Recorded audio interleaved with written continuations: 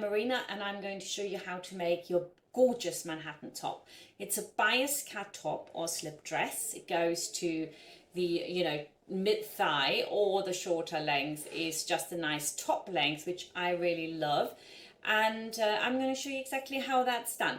Now, the fabrics you can use for this, and that's the most crucial thing, really identify how you have to make it.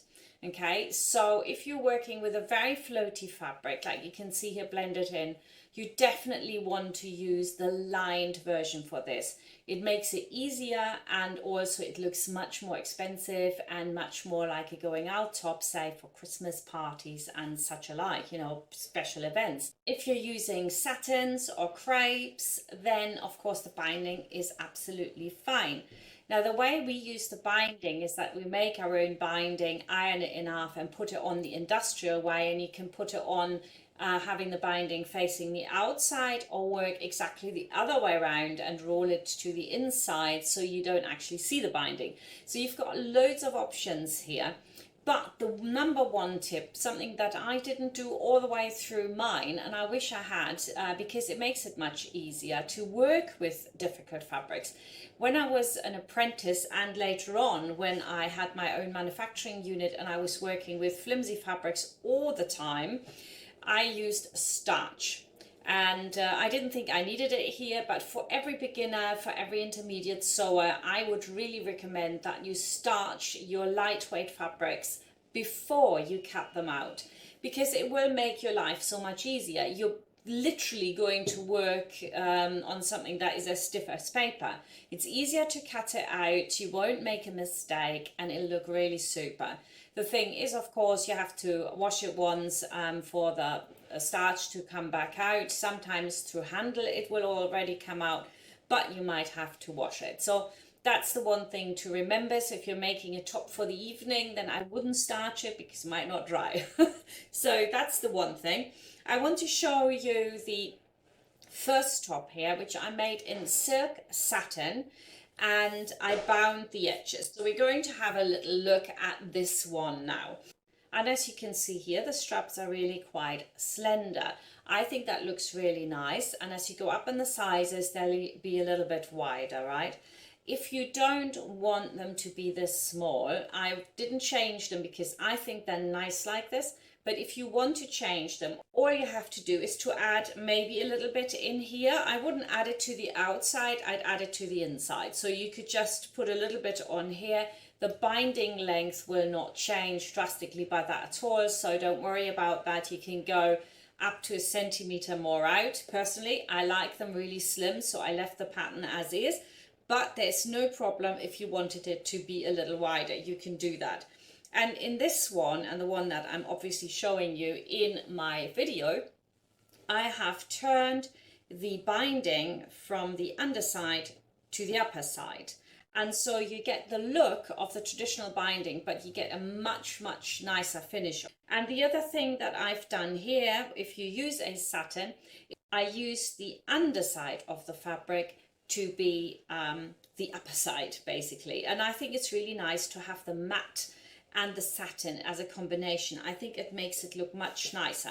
And this top particularly, just think French knickers with that, and that'd be a nightie or like boxer shorts. It's really, really nice, especially for Christmas. This would make a great present. So I would get sewing on this. You've still got time, and it also makes a beautiful summer top. The other one I'm going to show you is what you can see here is a very floaty Christmas style party top. And here I've completely lined it.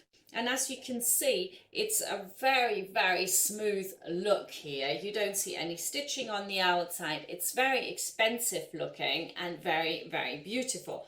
And we're also going to look at how you can do a narrow ruled edge hem.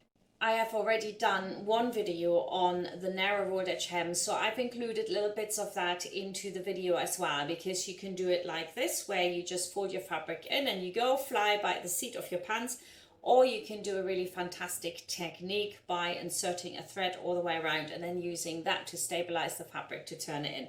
So that's really nice. So we're going to learn that one. and I've just overlocked the edge here and turned it up. The fabric I've used was extremely flimsy. If I had starched it, it would have made ever such a difference. I want to show you the one that you can see blended in as well here. This fabric is more firm than the crepe I've had here. It's actually a velvet which has all the fabric burned away, so only little bits of velvet show. And this is much, much more firm.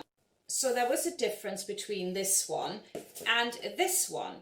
On the gold one, I had to use stay tape all the way around, or China tape, or whatever you want to call it, to make sure that none of it would sag and come out a different size, you know, saggy armholes, and that is not the greatest. But when you put them on top of each other here, you will see that I used stay tape here and no stay tape there, just sewn it together, but I had slightly firmer upper fabric and a slightly firmer lining for this, a crepe. And I didn't even need to do that at all.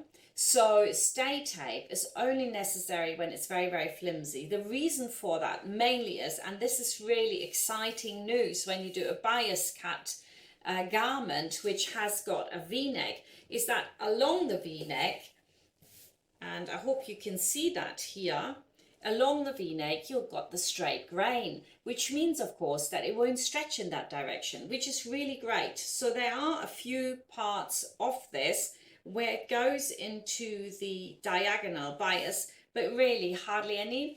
So the stay tape is not necessary for most things. It's just for that super, super light fabric. Honestly, it's a few grams this. It's like, whoop, really light. So most of you will never have to use stay tape. So don't do it if you don't need to do it. You can just sew this together without. And I'm hoping that you really will enjoy that method.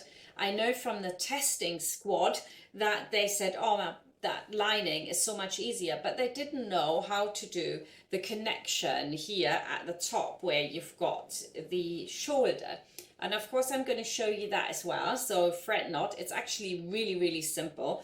And you can, you know, whip these up in no time, and they are really, really beautiful.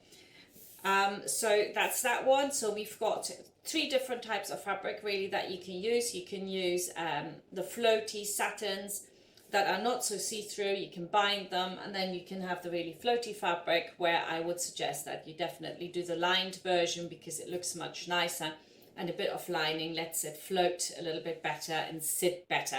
And as you can see blended in here to my left, we've got a few lovely pictures from Ona, who wore all of these for you to demonstrate them. And I think they all look good.